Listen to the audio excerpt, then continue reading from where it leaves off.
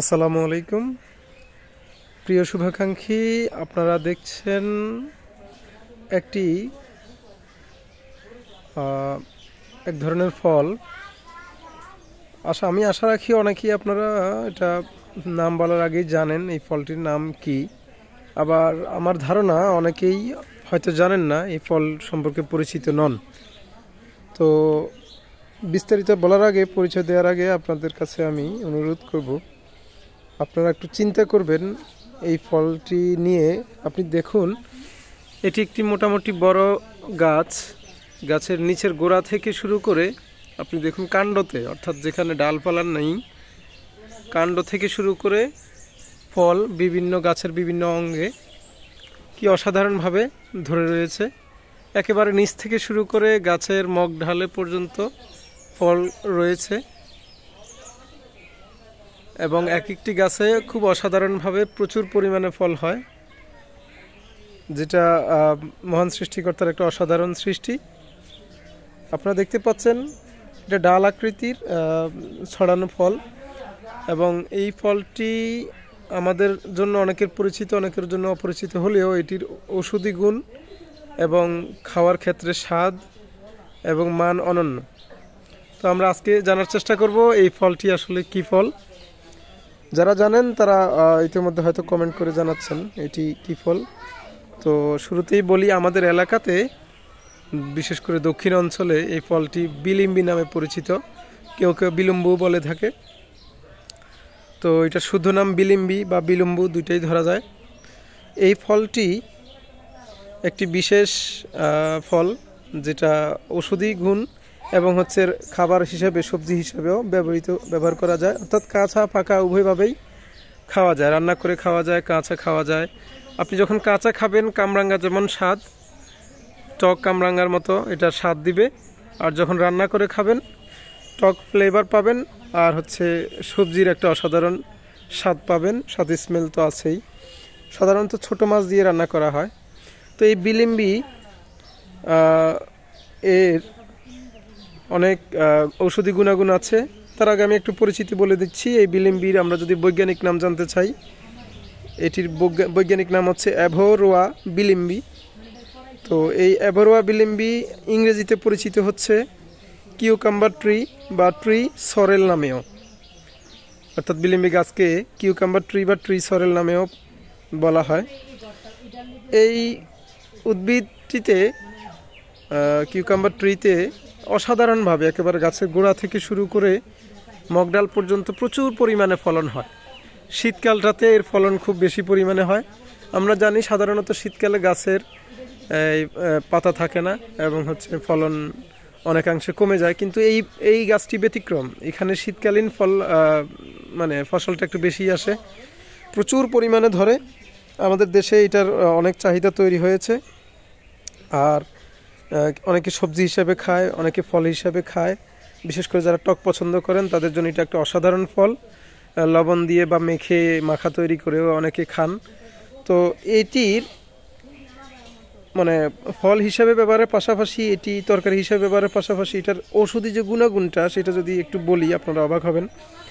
বাংলাদেশ ছাড়াও বিশ্বের বিভিন্ন দেশে এটি অতি সুপরিচিত এবং প্রাচীন একটি ফল।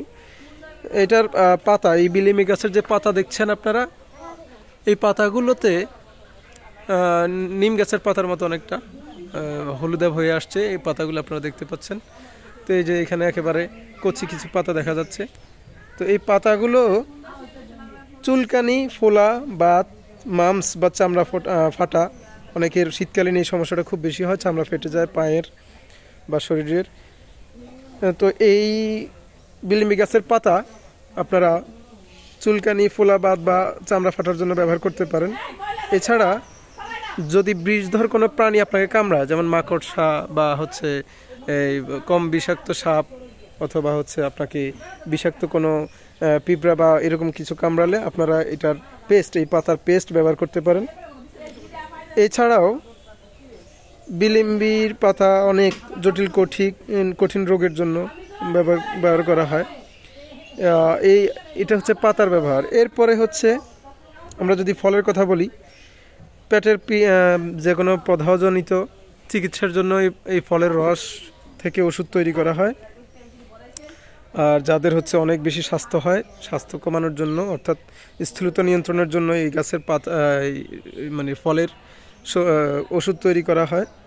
যেহেতু এই বিলম্বিত অক্সালেট উচ্চ মাত্রা ধারণ করে, এজন্য এটা কোলেস্টেরলের চিকিৎসার জন্য ব্যবহার করা হয়। এবং আমরা বিভিন্ন রকমের গ্যাসের যে সমস্যা তৈরি হয় বা বিভিন্ন পশু পাখিদের বিভিন্ন ধরনের সমস্যার জন্য এই গাছের ফল এবং পাতার ব্যবহার রয়েছে, ওষুধ হিসাবে ব্যবহার রয়েছে।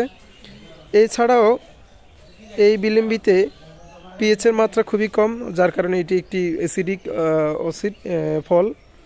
এজন্য বিলম্বিতে ক্রিস ব্লেড নামে মালয়েশিয়ার বিভিন্ন এটি একটি ওষুধ হিসাবে ব্যবহার করা হয়। তো আমরা জানি এটি যেহেতু অক্সালিক অ্যাসিড রয়েছে এখানে, এটি আমাদের যে টেক্সটাইলে যে বিভিন্ন ধরনের কালার প্রয়োজন হয়, বিভিন্ন ধরনের কাপড়ের রং করতে হয়, সেই রঙের জন্য এটি ব্যবহার করা হয়। এখন আপনারা অবাক হবেন যদি আমি বিলম্বিতে প্রতি 100 গ্রাম বিলম্বির ওষুধি গুণাগুণ আপনাদেরকে বলি। আমি একটু বলে যাচ্ছি, এক কথায় আমার কাছে এটার ডকুমেন্টার রয়েছে। প্রতি 100 গ্রাম বিলম্বির পুষ্টিগুণ যেখানে আর্দ্রতা থাকে 94.2 থেকে 94.7 গ্রাম, আমিষ থাকে 0.61 গ্রাম, অ্যাশ থাকে 0.31 গ্রাম, তন্তু থাকে যেটা ফাইবার আমাদের জন্য খুবই উপকারী 0.6 গ্রাম, ফসফরাস থাকে 11.1 মিলিগ্রাম, ক্যালসিয়াম থাকে 3.4 মিলিগ্রাম, লৌহ থাকে 1.101 milligram, thiamine 0.01 milligram, riboflavin 0.026 milligram, carotene থাকে 0.035, অ্যাসকর্বিক অ্যাসিড 15.5 মিলিগ্রাম এবং নিয়াসিন থাকে 0.302 মিলিগ্রাম। তাহলে আপনারা খেয়াল করেন এখানে আর্দ্রতা, আমিষ, অ্যাশ, তন্তু, ফসফরাস, ক্যালসিয়াম, লৌহ, thymine, riboflavin, carotene, ascorbic acid এবং নিয়াসিন, অর্থাৎ প্রচুর পরিমাণের ভাইটামিন, ক্যালসিয়াম এবং হচ্ছে বিভিন্ন আমিষ এখানে রয়েছে। সুতরাং এই ফলটি আমাদের জন্য অত্যন্ত উপকারী। আমরা যারা জানি তারা তো খুবই ভালো কথা, আর যারা জানি না আমরা আমাদের চারপাশে খোঁজখবর নিলে বিভিন্ন এলাকাতে আমরা দেখতে পাবো এই ফল গাছটি রয়েছে, প্রচুর পরিমাণে ফল ধরে, অনেকে খায় আবার অনেকে খায় না। বিশেষ করে যারা টক পছন্দ করে না তারা বিলম্বিকে পছন্দ করে না, তবে রান্না করে খেলে টকের পরিমাণটা কমে আসে।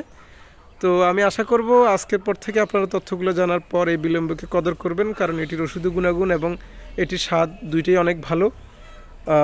তো এই বিলম্বিটা আমাদের দেশে এখন অনেকে চাষ করে থাকেন, আমি দেখেছি বিভিন্ন নার্সারিতে গাছ বিক্রি হয়, চারা গাছ বিক্রি হয়। তো এটা ফলানো খুবই সহজ, ঢাল থেকে অনেক সময় গাছ হয়, কলপ করা যায়। তো সবার জন্য শুভকামনা থাকবে। এটা থেকে আরেকটা খুব মজাদার একটি খাবার তৈরি করা হয় বিলম্বি থেকে, সেটা হচ্ছে আচার তৈরি করা হয়। এই বিলম্বিকে কেটে স্বাভাবিক আম বা আমড়ার যেরকম আচার তৈরি করা হয়, একইভাবে রোদে শুকিয়ে অসাধারণভাবে আচার তৈরি করা হয় এবং বিলম্বির আচার খুবই দামি এবং হচ্ছে অনেক স্বাদের। তো আজকের ভিডিও বড় হয়ে যাচ্ছে, একটি বিলম্বি গাছ এবং তার হচ্ছে বিলম্বি ফলের পরিচিতি এবং কাহিনী নিয়ে আপনাদেরকে আজকে ভিডিওটি দিলাম। আশা করব আপনারা এখান থেকে নতুন কিছু জানতে পেরেছেন এবং এই ফল বক্ষণের মাধ্যমে এবং হচ্ছে চাষের মাধ্যমে ফল গাছ আপনারা উপকৃত হতে পারবেন। সবার জন্য শুভকামনা থাকলো। আমি জহিরুল ইসলাম আজকে বিদায় নিচ্ছি, সবাই ভালো থাকবেন। আসসালামু আলাইকুম।